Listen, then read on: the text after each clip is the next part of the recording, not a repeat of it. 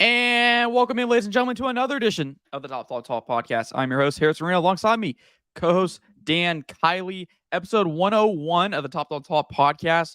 It's kind of fitting since we're kind of going to get into the weeds a little bit of this Georgia South Carolina performance. We told you last week that we were going to judge this game exponentially, or weigh this game exponentially higher and heavier than we have the last two games. That's what we're going to do tonight. But before we get into that, let's hit hot topics. Alongside me, co-host Dan Cully. If I didn't get to that, I think I did not complete the intro all the way. My bad, Dan. Anyways, Dan, how's your Tuesday been? It's been great. It's not been a bad day at all, and I'm excited to get the show going. We're gonna have some hot topics. We're gonna have a Dan's rant, and then we're gonna break down this Georgia football game. So stick around. Make sure you stay, like, subscribe, all of that good stuff, and let's get to some content. Absolutely. Dan, hot topic number one is a very, very hot topic right now in the Georgia Twitter space. Todd Gurley was at the game on Saturday, along with a couple other Georgia, I want to say legends, maybe all-time dogs, if you will. Don't remember them all by name at the top of my head who've always there. But anyways, he was there.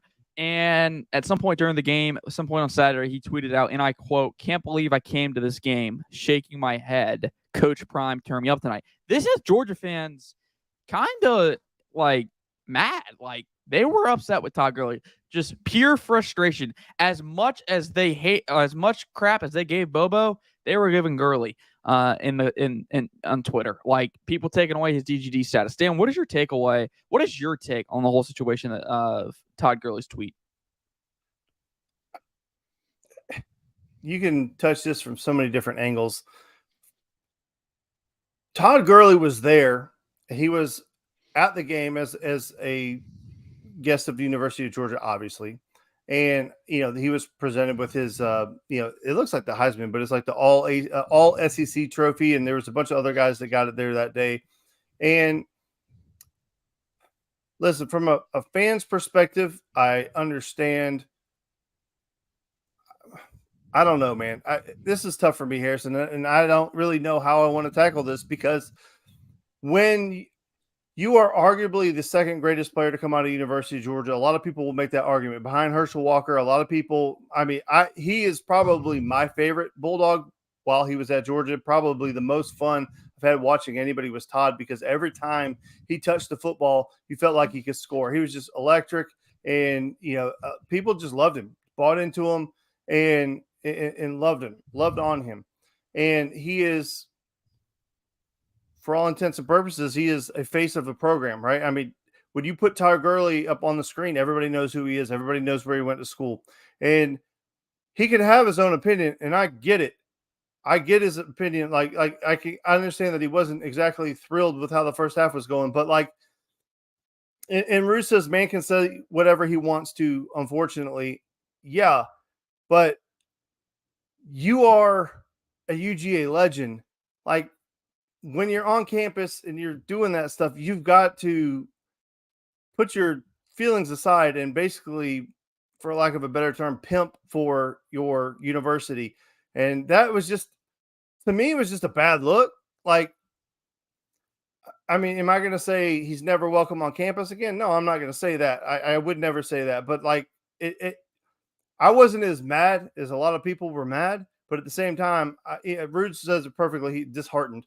I think that was a great way to say it. It was a little bit disheartening. Like, it kind of took me back. I was like, damn, he said that? Like, oh, okay. Dan Wood says it's childish. I don't know that I would go all the way to childish, but it just wasn't right. Harrison, bail me out here, because I don't know exactly what I want to say other than when you are that powerful of a persona, I wouldn't want to. Excuse me. I mean, I'm with you on that. It didn't look great on his part, but I ain't here for stripping him of the DGD status. Like, I ain't going that far. Like, we can sit here as people, as in fans, can sit here and bitch and moan about the slow starts and all that, but why can't somebody like Todd Gurley, who loves the University of Georgia just as much as the next guy, played for the University of Georgia, bled for the University of Georgia, sweat for the University of Georgia. Why can't he get upset about it? Like, that's his team. That is it. I wasn't here for the backlash. I understand why people were upset. I know why it didn't sit right with people. Didn't really sit right with me either, especially at a time. I don't know if he was at the game when he said it. If he did, that's he was there for an award, Dan. Like, he got awarded, like he showed off an award at the game, which knowing that context doesn't sit right with me. But hey, I mean, it's his opinion. But just like everybody else, Dan, Colorado is that team, but it doesn't change the fact that he's a dog and he's a dog for life. The one thing that I would say is, like, we know that he has an allegiance to Duke basketball. He has always been a huge Duke basketball fan. When he was in high school, he was a huge Duke basketball fan, and he tweets about Duke basketball all the time. He comments about Duke basketball. So, like, you had to know that about him coming into school, and he's never lost that love for Duke basketball. He tweets about Duke all the time, favorably about Duke basketball all the time. Like, that has never, not one time, bothered me. Like, I've heard people say, well, he should be posting about Georgia basketball. I don't think he hates Georgia basketball, but he's always been a Duke fan, and he loves Duke basketball. And he's from North Carolina. They let him come up there for Duke basketball games. I mean, so I get that part of it. Like, but the Colorado thing, that's just like the Johnny come lately type deal. I think that's why this hits people differently. Like I said, I have no problem with him tweeting about Duke basketball, but this one just hit a little bit different.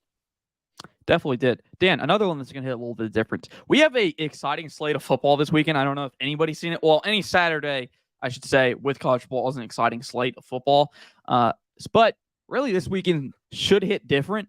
Got some really good matchups. Colorado versus Oregon. I think that may be a primetime game, maybe noon game. I'm not quite sure on that one. And you also have Alabama versus Ole Miss. This is a game that people are already highlighting on their calendar as a potential upset. Obviously, considering that Alabama's had some quarterback troubles, they've already lost one game this year, and I believe the stat is they haven't lost more than 2 games under Nick Saban in I don't know how long. I don't remember how many games they lose in 2007. They haven't lost more than 2 games in a regular season, I think, since 2007, and I think a lot of people are putting, that record ending this year. Like, this is the year they're going to lose multiple games in the regular season, and Ole Miss is probably the first opportunity, the first opportunity to beat to maybe upset Alabama after Texas. Dan, what are your thoughts on this game? I think it's for this early in the season, it's a massive football game. And I put in quotations here. Could Alabama find themselves on the outside looking into the playoff situation in week 4? I mean, that's incredible to think about. The Alabama, who has been the standard for so long, could be in a situation where their playoff hopes are on the ropes, if not almost eliminated in week 4 of the football season. Now, it's going to take a great game by Ole Miss to get it done, and they do have the offensive firepower. They have the defensive coordinator, and his name escapes me right now. The defensive coordinator who was at Alabama last year is now the defensive coordinator at Ole Miss. So he's going to know a lot of the things that they're trying to do. But then on the flip side of that, Lane Kiffin, his offense, and he's still basically calling plays out there at Ole Miss, that, Nick Saban knows everything about him. And Nick Saban is arguably one of the best defensive coaches of all time. So I think that part washes out. But it's going to be one hell of a football game, in my opinion. And, I think the real benefit for Ole Miss is that they've had Judkins basically in bubble wrap to start the season. They have not even really hardly used him at all. They haven't really had to. So he's going to be fresh. He's going to be ready to go. He's healthy. He's not banged up in any type of way. And, he's going to be a guy who they're going to have to rely on very heavily to keep them in this football game.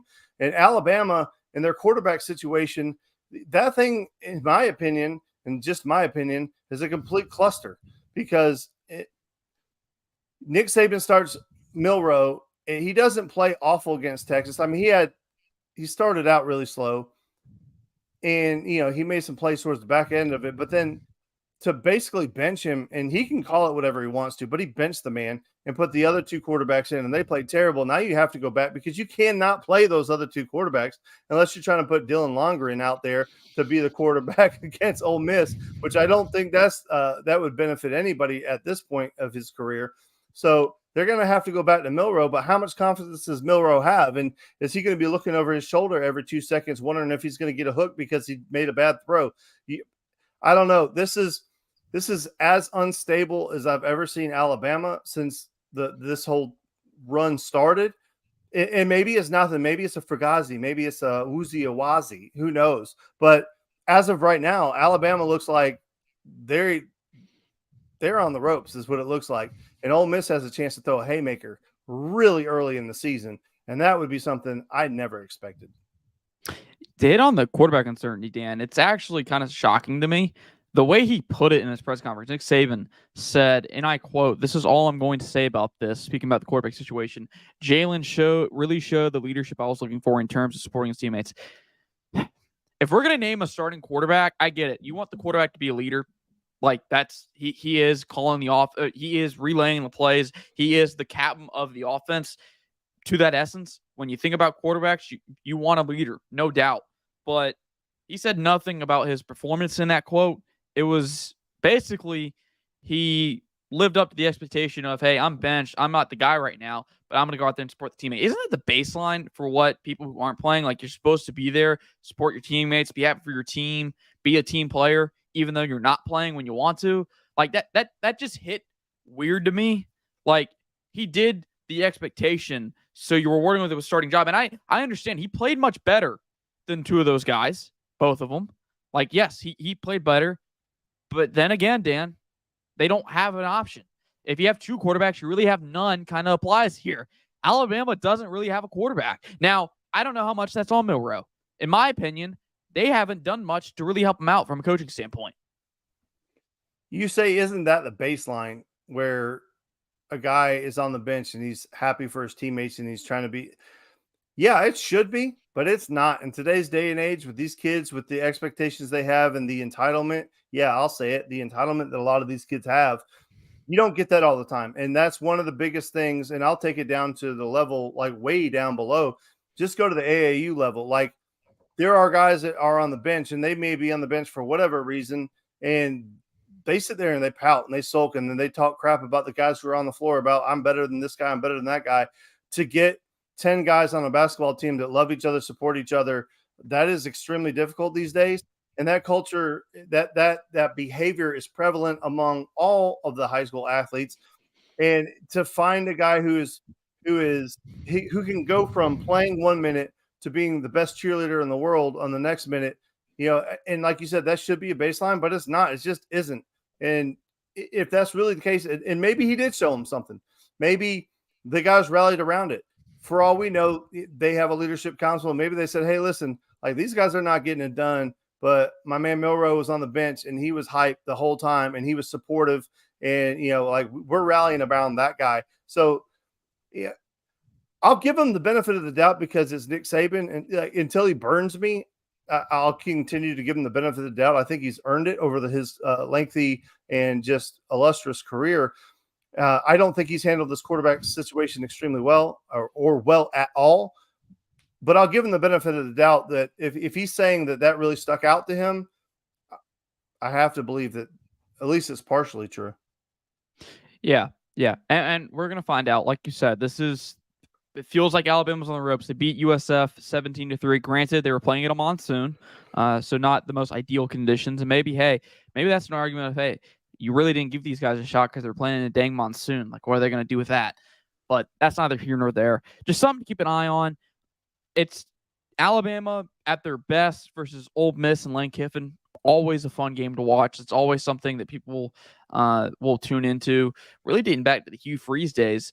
Alabama Ole Miss has been a good matchup. Has been a fun matchup, and it could be another rendition of that here. Dan, let's get into your rant of the week. Speaking of excellence, the Braves are in the playoffs. It is clinched. Not technically. It's not postseason yet, but we are getting there. Dan, I've been dying for a Braves rant. They haven't really given you a reason to rant, but we may have a little rant here. Not to say Dan's angry with the Braves, because I don't think Dan's angry. I think Dan is satisfied at the moment. I think everybody's satisfied at the moment. But Dan, I'll let you speak for that. So my rant of the week, because Harrison wanted the Braves rant, is the rust versus rest argument.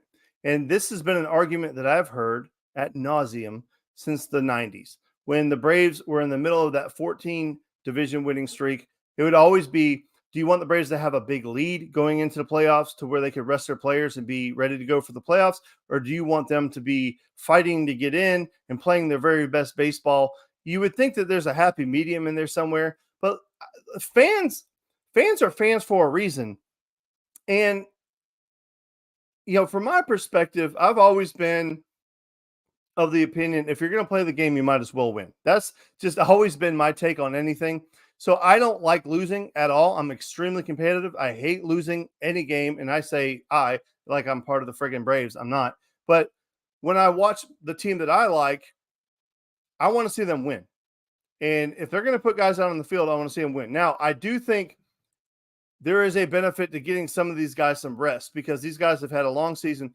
But, when you're going through the season and you're talking about the Braves are having a historically good season, you want to see them hit those milestones. You want to see them hit those marks. We were on pace at one point to win like 120 games or something like that, which you had to know that was probably unreasonable. I believe Seattle was the only team to win like 120 games, and you could check me on that. Somebody in the comments, if you want to look it up, tell me how many games did Seattle win. They have the record for the most wins in the season. And I knew they weren't going to get that. I really felt like we were going to blow by that home run record. And I don't know if we're going to be able to get there now. But, my thing is I want to be playing extremely – thank you, Zach, 117 games. I want to be playing extremely well when the postseason hits. We are not pitching well. We have not been hitting well. We gave up I posted some numbers earlier in the chat. If you look them up for me, Harrison, while I'm talking, because I sent them earlier today in our Blue Skies chat. If you'll look them up and you can read them out here in a second. The Braves, I believe it was like they gave up 43 runs, 15 home runs, or they gave up 43 runs and 15 home runs in the last 4 games. And somebody tweeted out, hey, Braves, how does it feel to get a taste of your own medicine or something like that? Which is very true because we've been bludgeoning everybody all season long. But my whole thing is I want them to be playing well. I think you have to give Snicker the benefit of the doubt. I don't think he's an exceptional manager as far as X's and O's and all that stuff, but it always seems like every decision that he makes ends up working out for him more times than it doesn't. And the one thing that he's always done is he's controlled the clubhouse exceptionally well. He's controlled those guys exceptionally well. And if this is what he feels is best, then you have to kind of believe him. And, mathematically speaking, the Braves have just as much or probably a greater chance of not winning the World Series than they actually do have winning the World Series. But it just feels like this season has been so magical that they have to be able to win the World Series or it's going to be a complete disappointment. And I just want to see them do that. And they're not really focused right now. You can understand why, but it's that rest. Which one is better? There's no way to prove which one is better because you can show different. Like the Braves were 18-8 in September last season, and the Phillies were not 18-8. They were like 12-14 or something like that. They backed in, limped into the playoffs. So we're not playing well at all. And the only reason they got in is because the Brewers lost, and then the Phillies go on to win the World Series or play for the World Series or whatever last year. So there's no right answer. There never has been. It's just who gets hot at the right time. And I guess that's what I'm trying to say is whatever Snicker feels like is going to get this Braves playing at their very best once the postseason hits. I guess we just have to trust that. But it's so frustrating to watch a team as good as the Braves get their teeth kicked in. But I guess you just have to live with it. Dan, so here's my thing. Before we move on to Georgia, for what everyone's here for. My one big fear, and it's what you hit on, they've been playing so great for so long now that I'm afraid that the Braves have played their best baseball. That's my biggest fear is the Braves have played their best baseball, and they're not going to keep it going in October. My biggest fear. Numero uno is they play their best baseball. I don't want this to be another situation like the Dodgers last year. Won 111 games, Dan. What did they do in the playoffs? They crapped out in the first round. That's my biggest fear. The Yankees had 99 wins last year. What did they do in the playoffs? I have no idea. Lost? They lost. I don't remember which round, but didn't hold up to didn't live up to expectations. For all the Aaron Judge home runs that interrupted my daily TV watching, didn't do nothing. So that's my biggest fear. So I'm actually like, I'm not freaking out about them being cold. I'm actually kind of like, it makes me feel better, Dan, because holy crap, they're cold now, but winning the postseason, it's about getting hot at the right time. The And one thing that I would say is the pitching. The pitching's got to come along because Kevin McAlpin said this morning, with a lineup as long and deep as the Braves is and as productive as they are 1 through 9, you're not going to be able to keep that offense silent for a long period of time. So it's kind of good that they're kind of going quiet right now because they're going to heat up.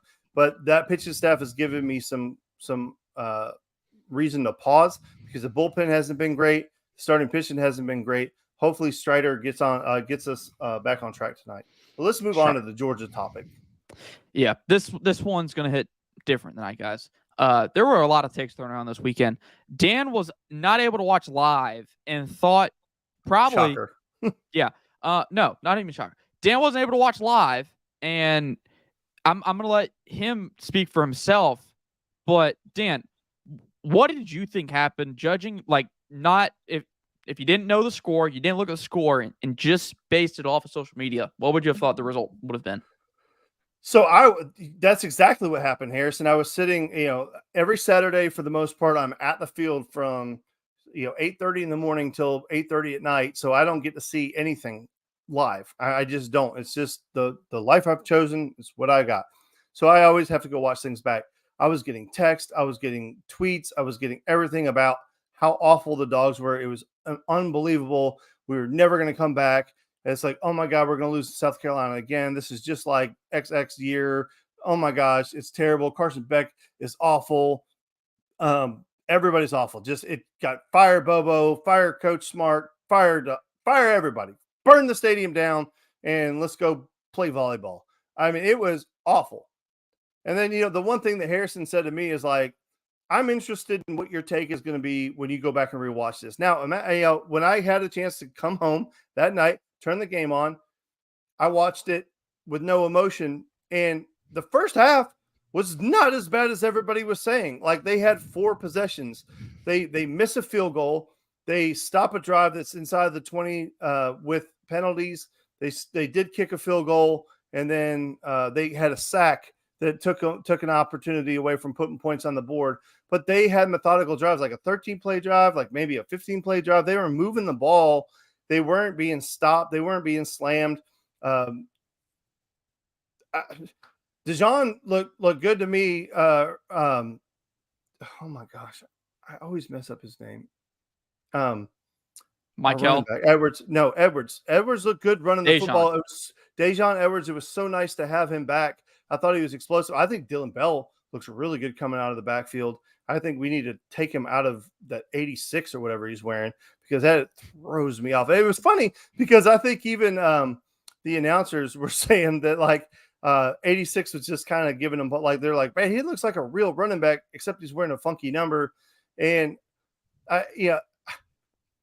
and then there was a take, and I'm interested to hear what you have to say. But once we get to the second half take, there was a take that we looked better as an offensive line when Mims went out and Truss went to right tackle. So, well, make sure you bookmark that because I want to hear what you have to say about that. But the first half was not as bad as it was. And then some of the analytics I heard is that in the first half, Carson Beck had less than 2.5 seconds to throw, which was the least amount of time an SEC quarterback had this week. And then also on first down, his average target range was 9.8 yards. And then on second down, it went to 2 yards. And then on third down, it was like 5.5 yards. So everything in the first half was close to the line of scrimmage. His longest attempt in the first half was 11 yards. And what I told you was my opinion of it was that Carson Beck was playing not to make a mistake. And you have to understand that from his perspective, like everybody's waiting on him to fail. And you have to imagine how much pressure that is. And he just does not want to make a mistake. He's trying to play perfect. And I really felt like that's how he played in the first half because he was just afraid of making a mistake and wanted to play perfect.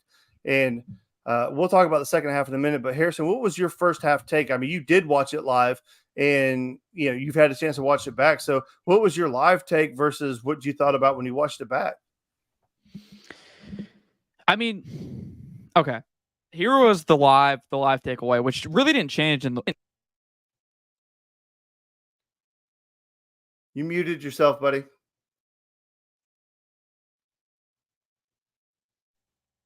I'm over here trying to find the stats, and my microphone has changed for some reason. Dan, hold the show real quick. Hold me down real quick. Yeah. So, I mean, the first half, I thought it was really conservative. I thought that they tried to establish the run, which is okay with me because it's something that was lacking in the first 3 games, and it was an opportunity to see if you could run the football. And I felt like they actually did kind of run it effectively for the most part. Again, with Edwards being back, I really felt like that was a huge boost that running game needed. I think Bell is doing a great job of giving them a little change of pace, but I felt like establishing the run was okay. I didn't mind that, and we were moving the ball. It's like we weren't going 3 and out. I don't believe we had any 3 and outs in the first half. So I just on the watchback, I didn't understand the vitriol. But go ahead and give me your takes live versus watchback. It was just, to me, the offensive approach was, it felt like Georgia was playing in a phone booth. That was kind of my takeaway, was Georgia was playing kind of in the intermediate, the quick passing game, which to me, with what Georgia has on the line of scrimmage, you should never have to be afraid of a team like South Carolina's pass rush. And that's no disrespect to them. And I do understand that they were sending 5-6 man pressures at points, which obviously you have to adjust to. But to me, Georgia never really threatened downfield. And that's the problem, at least to me, with the slow starts is when last year, when Georgia got in big games, once they hit that first deep ball, I mean, it felt like the top would just pop off and teams would back out, wouldn't play as many people in the box as they were afraid of deep ball. Right now, Georgia doesn't have that threat to me. At least they haven't shown that threat. You said it. Carson Beck had what, second fastest release time and time to throw. And let me correct this. Let me put this on air, guys. Time to throw is not a O-line metric. It is a metric used from the snap of the ball to the quarterback getting the ball out. As it doesn't really tell you anything about how well the offensive line blocking. It is legit tells you, basically, not including sacks, how fast a QB can get the ball out of his hands. That's what it is. The one thing we talked about all offseason was that when he gets the ball, he's a processor. He's going to go through his reads. He's going to go in there. He's not going to get sacked very often because he's going to get the ball out really quick. And he's lived up to that so far. He goes through his reads and gets the ball out. He's efficient. He was 27 to 35. I've never seen a quarterback take as much slander going 27 to 35 as I did Carson Beck. So to me, Dan, it just felt like they were playing in a phone booth, just playing, within 5 to 10 yards of the line of scrimmage, and then 5 to 10 yards widthwise. Never really get that vertical shot. There was one deep shot that I remember taking in the first half, and we missed it. You missed it. And, whoever's fault that is, you missed it. And you come out of the second half, boom, there's a deep shot to Ra Thomas. Perfectly thrown ball, perfectly caught, threw with a little anticipation on a skinny. Take the top off the defense, and that's when the momentum started rolling. You could feel it on the broadcast. You could hear it. Georgia's back in that football game, by all means. They never got out of the football game. But to me, Dan, offensively, I'm not smart enough to tell you what's going on with the slow starts. I'm not in the room when they're game planning on Monday, Tuesday, Wednesday. I'm not there for practice. Nobody is in the media space is there for practice. So I can't tell you that. But to me, I just feel like when they go on the road to Jordan-Hare and when they go to Neyland Stadium and go play Tennessee, to me, I want to see the Georgia offense show up and take shots downfield. I have no problem getting the ball out quickly because it is successful. You do get yardage. But the way to have the screen game be successful, the way to improve the run game is to get this defense, to get the opposing defenses, don't give them the ability to sit on that. Because once they start sitting on that, then they're going to take it away and force you to play deep. And you don't want to be living in, 3 yards in a cloud of dust offense. So to me, I'm not as critical on the players for the screen game, the lack of a screen game not working, as I am the staff, because really they aren't being given the best chance to be successful, in my opinion. And Kirby Smart kind of told you as such after, I believe it was the UT Martin game, in regards to the run game, I believe it was, said maybe we can do a little bit better as a staff is setting up. And I'm not giving Mike Bobo heat about it. You shouldn't need the full playbook to win in any of your first 3 games, ever. I don't care who you're playing. You shouldn't have to reveal everything you have in one of these first few games, ever. the only real critical take I have in the first half is I didn't feel like they blocked the screens exceptionally well. I don't think the receivers blocked exceptionally well. I'm not saying they were like horse crap or anything like that. I think he could have been better. And I think if we got an extra block here or there or picked up the right guy, we would have broke some of those for some bigger gains. And the other thing is that, again, for whatever reason, this offensive line is not what we expect. And I'm not, again, not saying that they're playing extremely poor, but they're not playing extremely well either. And we have gotten extremely spoiled with how well that offensive line has been playing and how well they've been blocking. To everybody else's point is that Bobo is calling the same plays as Monken. I feel like the execution from the players hasn't been as crisp and as sharp as it has been in seasons past. And I think that's why they're not executing at the highest level. Now, the second half, if you allow me to go there, is they came out with a different attitude and a different vigor to them. They were ready to explode on South Carolina. And they had a different attitude to them. They were aggressive. They came out ready to go, and they ran the ball down South Carolina's throat, and they never let them catch their breath. From offensively, defensively, the fan base, everybody, the coaching staff, everything was aggressive. Everything was awake. Everything was alive in the second half. I really felt like if they had to score more, they would have scored more. But, it's Kirby Smart, and it's the way he does things. And, like, every so often he'll try to blow somebody out. But in a game like that, it was get the lead. And once they got the lead, they knew that they were not going to be caught because he saw how well his defense was playing. I didn't think it was a perfectly executed defensive game either. I thought the defense played extremely well in the second half. I thought in the first half there were some really real opportunities to make some plays, and we didn't. My high school coach, Coach Maloof, who's a Hall of Fame football coach, so give him some credit, said he thought it was as poor of a job as he has ever seen of a Kirby Smart defense tackling in the first half. And when you go back and look at, there were a lot of missed tackles. There were opportunities for negative plays that ended up being positive plays. Some maybe ill-timed blitz calls. I mean, if you believe the TV copy, they were making an argument that you don't blitz down there around I think it was like the 13 or 14 yard line, because even if you get the sack, it doesn't take them out of field goal range. And what it did is it exposed you to a screen that you couldn't cover because you were out of position. So I thought there were a lot of missed opportunities in the first half to get off the field quicker and stop South Carolina. But then again, you only gave up 14 points. It's not like you gave up 42 in the first half. I mean, the overreaction was through the roof. I thought, was the second half perfect defensively? I don't think it was perfect. I still think they missed a couple opportunities as well. But they played with a completely different attitude, and they made more tackles on the first attempt than they did in the first half. And that's why they couldn't score. Yeah. Talking about the second half real quick, because you talked about they kind of let off the gas. I don't think they did entirely. They had a drive negated, already up 28-14 by I believe it was holding call on Tate Ratledge. Tate Ratledge doesn't have that. If he doesn't have that holding call, and man, I listened to their episode. It was after the SEC championship. He had a similar penalty in the end of game. Before you go on, that was a chintzy holding call. I mean, that was a grab, let go. I mean, even like Ratledge's reaction is like, oh, hell, come on. I mean, because that was all right. I'll let you continue, but that was, a borderline bullshit call.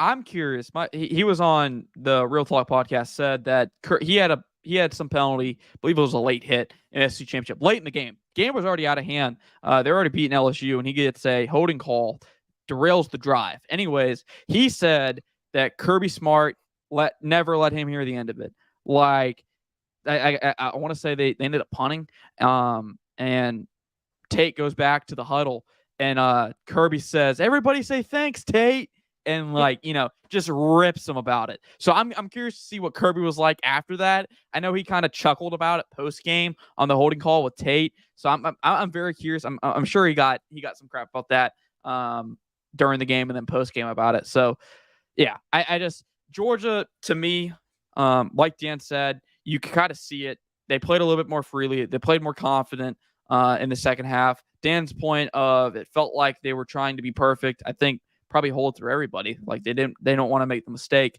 And they came out second half and they played free. They played Georgia football.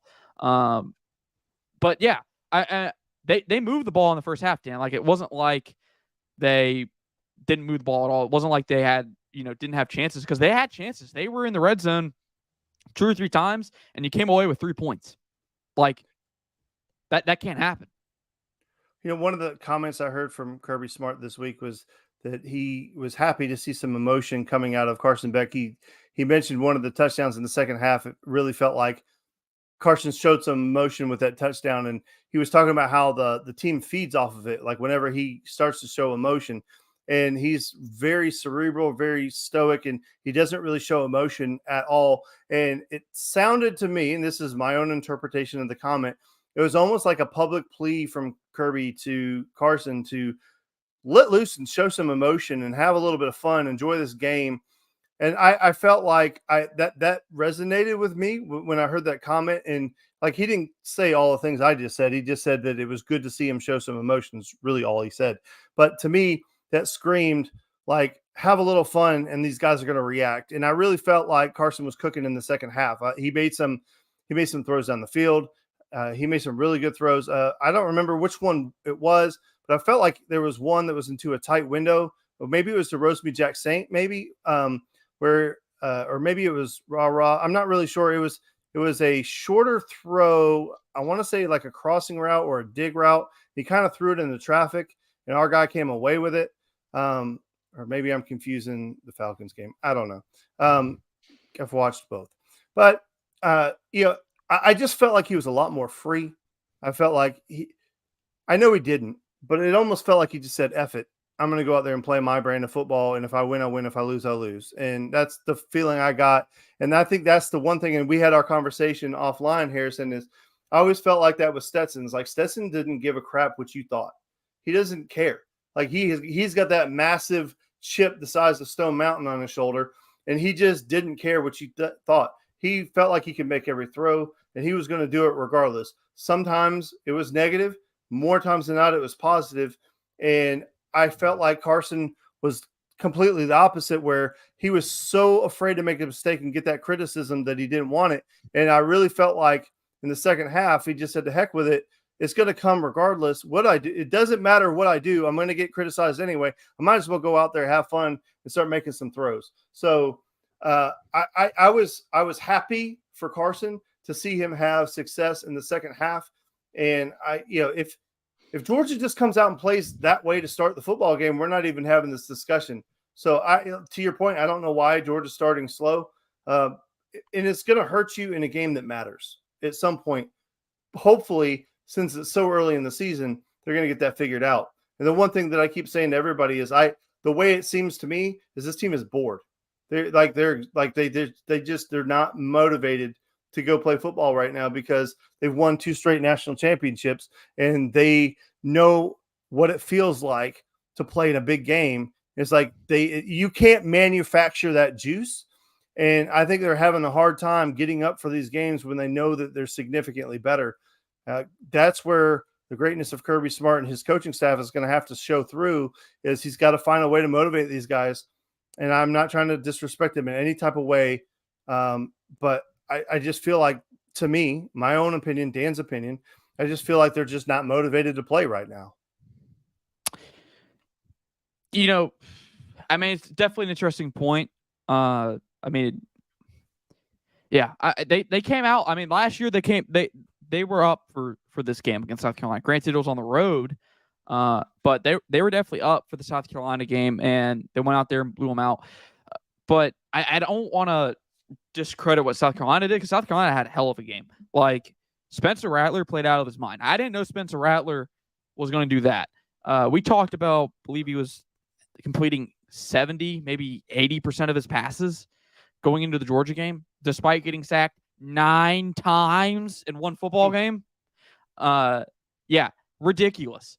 And came out and balled against Georgia. Like, legit balled out against Georgia. Had a really good first half. Georgia adjusted? Got to give Georgia credit. Georgia adjusted. I got the stats here, Dan. In the first half, cumulatively, Spencer Rattler at the end of the first half was 16 of 18, 149 yards, and a touchdown. You go to the second half. Hold up, I'm scrolling on a page. Third quarter only. He was 3 of 5. Spencer Rattler was not the reason they lost that football game. I mean, he was going to be the reason they were going to win. Here we go. Fourth quarter stats, Dan. In the fourth quarter, after going 16 of, I believe it was 18, he was 3 of 19 with 2 interceptions, 67 yards. Like, Georgia made adjustments. Georgia started getting pressure up front, started winning at the line of scrimmage, and starting to have better coverage downfield. And, I mean, it paid off. Spencer Rattler completed less than 50% of his throws, way below 50% of his throws in the fourth quarter. I believe he went into halftime with a ridiculous, I think it was, 80% completion percentage. Heading into halftime, comes out and he's below 50. Like, got to give Georgia's defense credit, as to how they adjusted. And that's what Shane Beamer said pregame, Dan, is, he said Georgia is the best team, one of the best teams at adjusting. Like, that's what makes them hard to beat, because they adjust on the fly at halftime. Like, they look like a different team when they came out of the locker room. Speaking of Shane Beamer, our favorite person to punch holes in, idiot told the media that he told his team that we're kicking their ass at halftime. Like, you got to be kidding me. That made its way to the Georgia sideline. Had to. Shane, dude, yeah, you were. But at the same time, shut up. Like, why would you let that out of your locker room? I don't get it. Like, that's his clown bro comment out of anything he said is like, what do they always say when you're fighting a heavyweight fight for a championship title? You better knock him out because you're not going to win in a decision. Well, bro, you were ahead on the cards and you decided to run your mouth, and then the heavyweight knocked you out. So I don't know, man. That was borderline moronic out of him. I mean, probably there may have been one coach who had a worse week, but that's just not smart. Shout out Jay Norvell. Yeah. I really got nothing to add. I mean, can we, since we didn't do our media obsession of the week, can we hit that Colorado State game for just 1 second before we wrap up? All right. So all of that talk, all of that smoke all week long about the sunglasses and stuff like that. And I was going to do a rant on this, but I'm not. But so I'll do a mini rant right here. Jay Norvell, what are you doing? Like, yeah, my mama told me to take my sunglasses and hat off too. The only reason you say that is to make it personal, right? To take a shot at him. That's stupid. And then to immediately follow, I think he realized he screwed up, immediately say, oh, I'm not taking a shot at Deion. He has a lot of critics, but I'm not one of them. It's like, dude, you already opened it up. Deion is not a great X's and O's coach. I'm not saying he doesn't know it. That's not his job. His job is to be a motivator, talent accumulator, and to keep that team playing. He hires the best coaches he can find to coach up X's and O's, and he motivates that team, gets the best talent there. He is Barnum and Bailey's big ring circus leader. Like, he is the grand marshal, the grand poobah. He is the one that gets everybody. But you did his job for him. You made it easy. But on the flip side of that, Norvell did a great job of coaching up his team. They were a 24-point underdog, and they took that team to overtime and nearly won it. So it's hard to say that he didn't do a good job of coaching because they were supposed to get blown out and they didn't. But like, my whole point is like, why would you give Deion material to work with? Because that's what he does. He takes any little slight, anything, he turns it around, motivates his team, gets them to play at a really, really high level. That's why he's special at what he does. Like, I don't understand why you gave him ammunition. That was stupid. All right, Harrison. Anyways, people, that's going to wrap it up for episode 101 of the Top Ball Talk podcast. I don't know why I'm doing 101. It's 101. That just sounds weird. 101. We'll go 101. Yeah. You got your Dan rant on the Braves. Finally, we've been waiting for it. Braves, thank you for playing bad for a little bit. We appreciate you. If you don't win the World Series, Dan may go on for a whole show about you. So just be warned. But that's a fact. So, anyways, make sure to like, subscribe, rate, review. 5 stars on the podcast. I know we are on all podcast platforms that you can potentially find us on. The only one not SoundCloud, which may be going away. Apparently, last time Dan and I talked about that one. So, hey, go like, subscribe, rate, review. Before we head out, Harrison, Zachary, I saw your comment. You were asking about the Falcons. Yes, they have been fun to watch.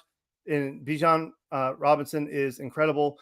He is much better than I knew he was. All those comps are true. Give that man more touches. 20, 25 touches a game. He's young. He's 21 years old. His legs can handle it. Wear him out in this contract, baby. Let's go. And congratulations, Falcons, for being 2-0 and tied for first place. If the season ended today, the Falcons win the division. First time that they're 2-0 since 2017 is the stat that I saw. So, yeah, definitely being successful here early. Kind of excited to see where they go for the rest of the season. Dan, hot pick on the record. Didn't give you a heads up. Oregon, Colorado. What is Dan's take? What is Dan's pick for this football game? Oregon is not close. All right, one more. Florida State, Clemson. Ooh. They've both been playing like hot dog. I mean, dang it, Clemson. You got to win one, right? Clemson's got to come to play one time. I have no idea. I'll pick Clemson just because, but it's probably it could be FSU. Maybe they just had an uninspired week. I don't know, but I mean, Clemson, win a freaking game. Yeah, Clemson, you got to win a big game, especially Dabo. The critics are out and after you right now. You lose to Duke 28-7, a game you shouldn't lose based off talent. You lost to Tennessee last year. You can be forgiven for losing to Tennessee last year. Not many people are going to be mad at you. But yeah, it's time to turn up, time to win a game. FSU right now, they got criticized. Dan, did you watch? I don't know if you saw it. Mike Norvell's halftime or end of game speech to that Florida State football team got released. They released the whole video, Dan, and he told them like, "Hey, I know y'all did enough to win, and I'm happy that y'all did, but we can't play like that. You know, like sometimes that is not going to be enough." So I was proud to see that, happy to see that out of them, that he ripped into them a little bit. I'm going to take Florida State in this football game. They're just right now, they're the better team to me, have the more complete team, and they're the front runner to win the ACC. You're not going to overlook Clemson, even though Clemson lost to Duke in game one. I don't see you overlooking Clemson and not taking them seriously. I'll take Florida State, and I'm with you, Dan. I'm taking Oregon versus Colorado. I would love, as much as I would love to see Deion win that football game, and as much hype it would bring, losing Travis Hunter for however long he's out, makes me not want to pick them. Yeah, so that hurts me. Not to see him on that field because I was really looking forward to seeing him against Oregon and USC, but it looks like we will be robbed of that for now. Hold on, did you see this? Is this true? Which one? Dabo called a retired backup kicker out of retirement to be the starter for the game. Is that true? I didn't see that. Probably. Oh, hell. Breaking news. Zach out here breaking news. Hey, he broke the Jesse Chavez back to the Braves last year, so he is a credible source on that one. Anyways, guys, that's going to wrap it up for episode 101 of the Top Dog Talk podcast. I'm your host, Harrison Reno. Co-host Dan Kiley is right there. We'll be back next week with UAB review. Kind of weird. Going to break down Georgia's matchup going into Jordan-Hare. Should be a fun week. Anyways, enjoy your weekend, guys. We got Georgia on Saturday. If you're Falcons fans, you have Falcons on Sunday. And we'll see you on Tuesday. Go Dogs.